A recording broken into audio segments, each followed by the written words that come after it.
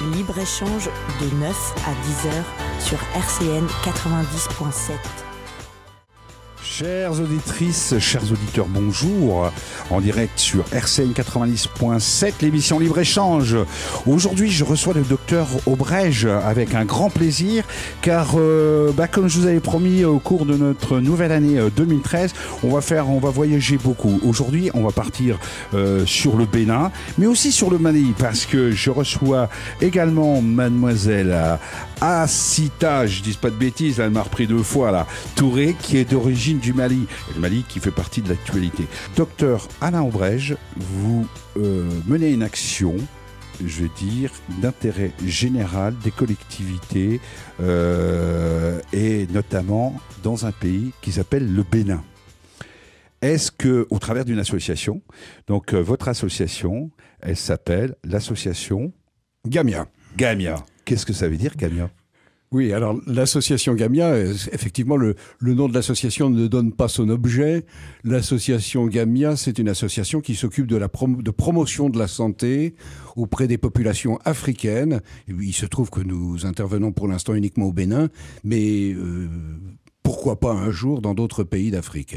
Alors s'il y a des personnes aujourd'hui qui disent « Tiens, moi ça m'intéresse, je veux aller avec vous là-bas, docteur », comment que ça se passe ?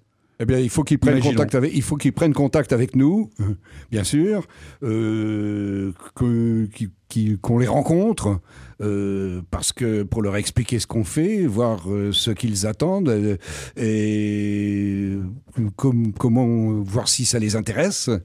Et en général, les personnes qui nous contactent pour partir finissent par partir. Nous développons nos actions sur deux axes. Le premier, c'est un axe médical, c'est-à-dire que nous intervenons dans des dispensaires publics dans lesquels les soins sont prodigués par des infirmiers. Il n'y a pas de médecin, enfin habituellement pas de médecin sur place. Ce sont les infirmiers qui reçoivent les malades, qui les examinent, qui font les prescriptions, les diagnostics et les prescriptions.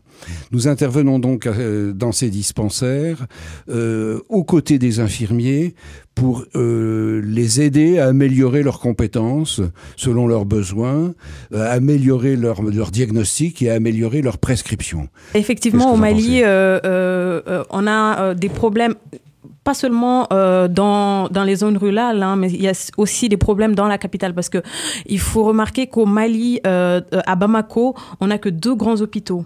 Pour toute la population, c'est vraiment pas évident. Donc, et on a des hôpitaux privés, mais le problème, c'est que la population lambda n'a pas les moyens de se faire soigner dans ces hôpitaux-là. Donc, on est vite confronté à des problèmes financiers et à des problèmes de médecins. N'ayez pas peur, allez-y. Ouais. Et de médecins. Ouais. Et aussi, de on manque de médecins.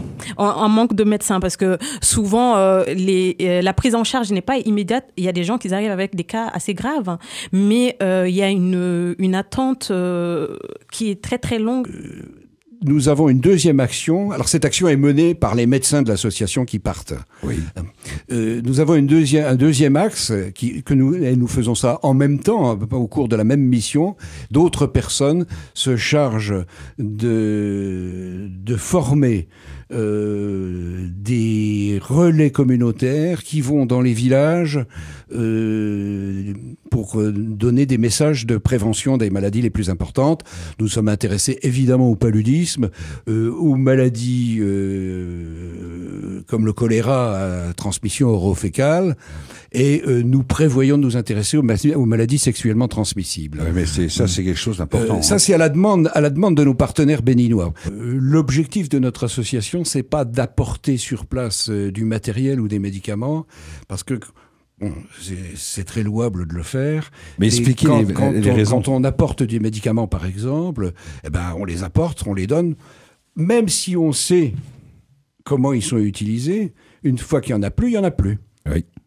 Et que on peut imaginer que ça n'a pas servi à grand-chose. Et que nous, notre objectif, c'est de ne pas faire à la place des gens, mais de les aider à faire eux-mêmes.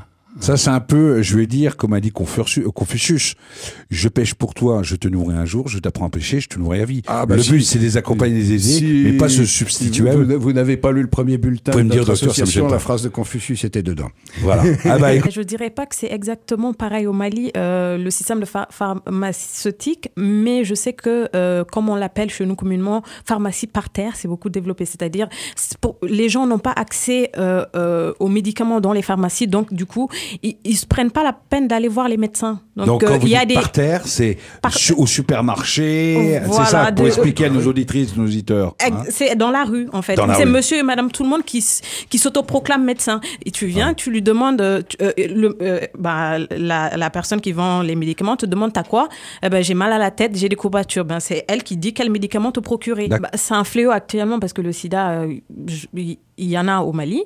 Il y a actuellement certaines campagnes de communication quand même qui sont faites au niveau national. Mais ça règle pas tout le problème. Parce que tout le monde n'a pas une télévision ou une radio. Tout le monde n'a pas de télévision, tout le monde n'a pas de radio. C'est vrai que ça commence à évoluer ces dernières années. Ils commencent à avoir... parce qu'ils n'ont pas les moyens aussi d'avoir des télévisions. Je dis pas à Bamako. À Bamako, ça commence à aller, tout le monde peut écouter la radio. Mais dans les zones ruraux, ils ont pas des télévisions, ils ont pas des radios. Ils savent pas, en fait, quel danger ils courent réellement. Il y a un tabou à parler de sexualité. Oui. C'est pas dans nos mœurs d'aller voir des jeunes de 14-17 ans dans des écoles et leur dire ça commence à venir, hein. Il y a encore un long chemin à parcourir, mais ça commence à venir. Mais c'était pas dans nos mœurs d'aller voir des jeunes et leur parler de sexualité, parce que les parents vont penser que c'est on est en train de pervertir les enfants, non pas qu'on est en train de les protéger. Question d'éducation, question aussi de mentalité, question culturelle, à ce niveau-là. C'est ça, exactement. Donc il faut il faut respecter les traditions locales, il faut respecter certaines choses, et d'un autre côté, là... Comme le docteur l'a dit tout à l'heure, maintenant avec les affiches, ça commence à aller, parce que sur les affiches, on essaie de montrer surtout des images d'enfants et de parents, peut-être en visualisant, ils se disent que bon, tout le monde peut être concerné par le problème. Oui.